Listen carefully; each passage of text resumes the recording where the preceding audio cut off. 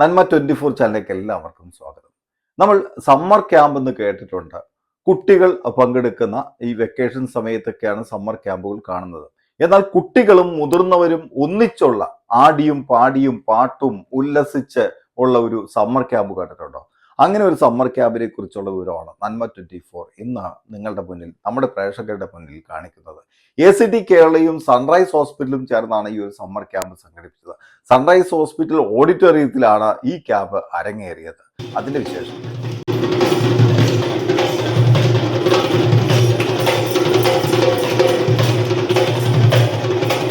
കുട്ടികളെക്കാൾ കൂടുതൽ ഞങ്ങളുടെ മാതാപിതാക്കളെ ഞങ്ങളുടെ പഴയ കാലത്തിലേക്ക് എത്തിച്ചേർന്നു. സത്യം പറഞ്ഞാൽ ഇത് സ്കൂൾ തുറക്കുന്നതിന് മുമ്പേ ആക്ട് കേരള സംഘടിപ്പിച്ച ഈ പ്രോഗ്രാം എനിക്ക് ഒരുപാട് സന്തോഷം തോന്നി. കുട്ടികൾക്കും സ്കൂളിൽ പോകുന്നതിന് മുമ്പ് അവരുടെ അവധിക്കാലത്തിൻ്റെ ഒരാഘോഷ തിമിർപ്പ് തന്നെ ആയിരിക്കുന്നു ഈ പ്രോഗ്രാം എന്നത് സത്യസന്ധമായിട്ട് ഞാൻ പറയുകയാണ്.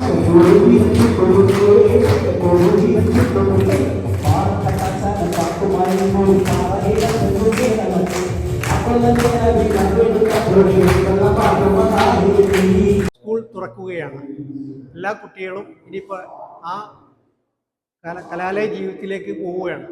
അറിയാലോ, പിന്നെ കളിയും ചിരിയും ഇനി അടുത്ത വെക്കേഷൻ ആവണം കളിയും ചിരിയും വരണമെങ്കിൽ.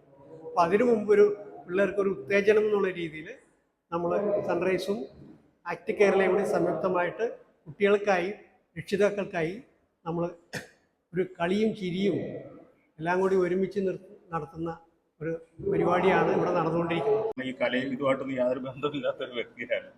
പക്ഷെ ഇവിടെ വന്നപ്പോൾ എനിക്ക് സന്തോഷമായി. കാരണം എന്താണ്, ഈ കുട്ടികളുടെ മുഖവും ഇവരുടെ ആ ചിരിയും ഇതിനുള്ള പങ്കെടുക്കാനുള്ള ആഗ്രഹവും അവരുടെ ആ ഉത്സാഹവും കണ്ടപ്പോൾ ഈ വരാതിരുന്നിരുന്നെങ്കിൽ ഒരു വൻപിച്ച നഷ്ടമായേനെ. അതേപോലെ തന്നെ പേരൻസും അവരും ഭയങ്കര ഈഗറായിട്ടാണ് ഇരിക്കുന്നത്. കാരണം കുട്ടികളെ അവരുടെ മുന്നിലോട്ട് എത്തിക്കുക, മുൻപന്തിയിൽ ഓരോ ഈ കലാപരമായിട്ടാണെങ്കിലും മുൻപന്തിയിൽ എത്തിക്കാൻ അവർ കാണിക്കുന്ന ഉത്സാഹം കണ്ടപ്പോഴും എനിക്ക് അതിയായ സന്തോഷമുണ്ട്.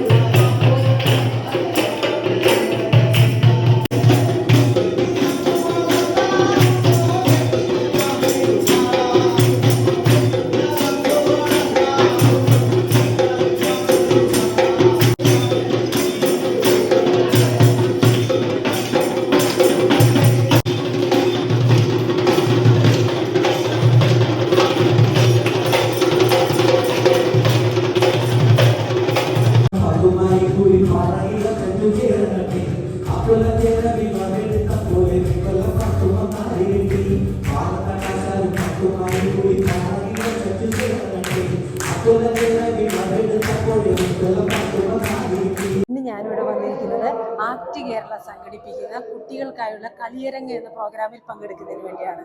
എൻ്റെ കുട്ടികളോടൊപ്പം എനിക്കും ഇതിൽ പങ്കുചേരാൻ കഴിഞ്ഞു എന്നാണ് ഏറെ സന്തോഷം. ഞാനിവിടെ വന്നപ്പോൾ ആദ്യം ഞാൻ വിചാരിച്ചു വരുന്നതിന് മുമ്പ് ഇത് പേരൻസിന് പറ്റിയ പ്രോഗ്രാമാണോ, കുട്ടികൾക്ക് എൻജോയ് ചെയ്യാനുള്ളതല്ലേ. പക്ഷേ ഞാനിവിടെ വന്നിരുന്നപ്പോൾ എനിക്ക് മനസ്സിലായി കുട്ടികളോടൊപ്പം തന്നെ ഇത് പേരൻസിന് നന്നായിട്ട് എൻജോയ് ചെയ്യാൻ പറ്റുന്നതാണ്.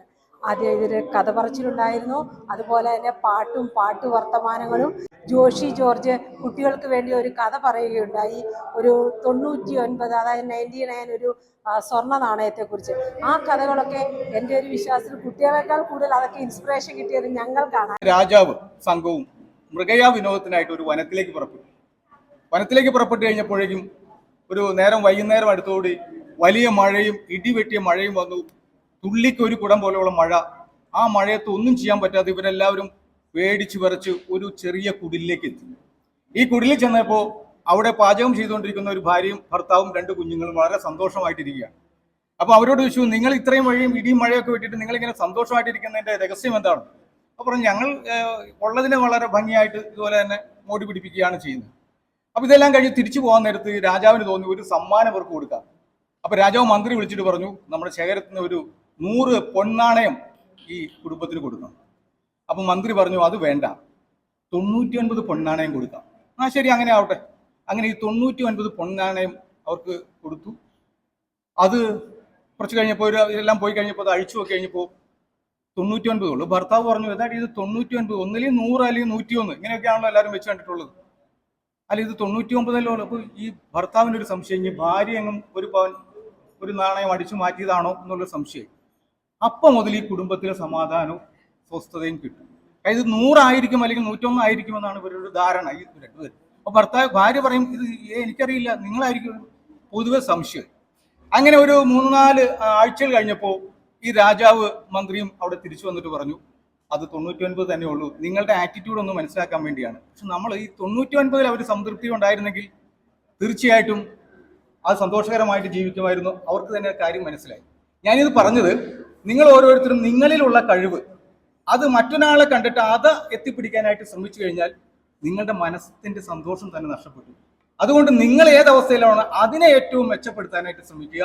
ഭാവിയിലെ നല്ല മിടുക്കന്മാരായി ഈ എറണാകുളം ജില്ലയുടെ ഐക്കണുകളായി നിങ്ങൾ ഓരോരുത്തരും മാറട്ടെ. ഒരു പാട്ടും പാട്ട് വർത്തമാനവും. പാട്ട് പുള്ളി സ്റ്റാർട്ട് ചെയ്തത് തന്നെ മാവേലിയെ കുറിച്ചുള്ള പാട്ടിലാണ്. മാവേലി എന്ന് പറയുമ്പോൾ എനിക്ക് തോന്നുന്നു ഇപ്പോൾ നമ്മുടെ അന്യം നിന്ന് പോയിക്കൊണ്ടിരിക്കുന്ന ഓണത്തെക്കുറിച്ച് എല്ലാവരിലും കുറച്ചും കൂടി ഒരു അവബോധം ഉണ്ടാക്കിയെടുക്കാൻ ആ പാട്ടിന് തന്നെ കഴിഞ്ഞു. അതിനുശേഷം നമ്മുടെ പഴയ കാലത്തെ ബാലരമ, ബാലഭൂമി, അങ്ങനെ അതിലെ കുറേ കഥാപാത്രങ്ങളെ പറഞ്ഞു. ഇതൊക്കെ എനിക്ക് തോന്നുന്നു കുട്ടികളെക്കാൾ കൂടുതൽ ഞങ്ങളുടെ മാതാപിതാക്കളെ ഞങ്ങളുടെ പഴയ കാലത്തിലേക്ക് എത്തിച്ചേർന്നു. കുട്ടികളുടെ മാനസികമായിട്ടുള്ള ഉല്ലാസം അവരുടെ വളർച്ചയ്ക്ക് എത്രമാത്രം ഗുണം ചെയ്യുന്നതാണ് എന്ന്, പഠനത്തിനപ്പുറത്തേക്കുള്ള അവരുടെ ചിന്തകളെയും അവരുടെ സർഗപ്രതിഭകളെയും ഒക്കെ ഉയർത്തിക്കൊണ്ടുവരുന്ന കാര്യത്തിൽ നാം വേണ്ടത്ര ശ്രദ്ധിക്കാത്ത ഒരു കാലഘട്ടത്തിലൂടെയാണ് നാം കടന്നു പോകുന്നത്. അവിടെയാണ് ഇത്തരം ക്യാമ്പുകളുടെ പ്രസക്തി. കുട്ടികളുടെ മാത്രമല്ല, രക്ഷിതാക്കളെ കൂടി ഉൾപ്പെടുത്തിക്കൊണ്ടാണ് ഈ ക്യാമ്പ് മുൻപോട്ട് പോകുന്നത് എന്നത് വളരെ അഭിമാനകരവും സന്തോഷകരവുമാണ്.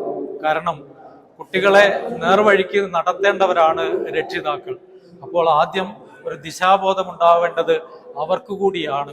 അപ്പോൾ ഈ ക്യാമ്പിൽ രക്ഷിതാക്കളും കുട്ടികളും പ്രഗത്ഭരായിട്ടുള്ള ആളുകളും 5ഓളം വ്യത്യസ്തമായ പരിപാടികളാണ് ഈ ക്യാമ്പിൽ അണിനിരത്തിയിട്ടുള്ളത്.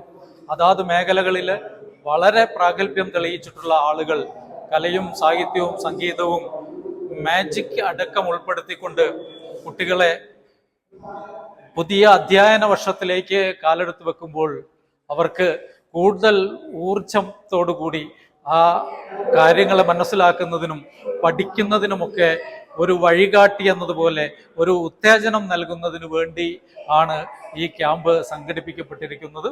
അത് കുട്ടികൾ വളരെ നല്ലതുപോലെ ആസ്വദിക്കുന്നു എന്നതും വളരെ വലിയ സന്തോഷം നൽകുന്ന കാര്യമാണ്. എന്തായാലും ഇത്തരത്തിലുള്ള ക്യാമ്പുകൾ, കൂടിച്ചേരലുകൾ, കൂട്ടായ്മകൾ നമുക്ക് ജീവിതത്തിൽ വളരെ അത്യന്താപേക്ഷിതമാണ്. അവരുടെ നല്ല ഭാവിക്ക് വേണ്ടി ഒരു ചെറു തിരിയെങ്കിലും കൊളുത്താൻ ഞങ്ങൾക്ക് കഴിഞ്ഞുവെങ്കിൽ ഞങ്ങളും വളരെ സന്തോഷമുണ്ട്. എല്ലാവർക്കും സന്തോഷം. നന്ദി.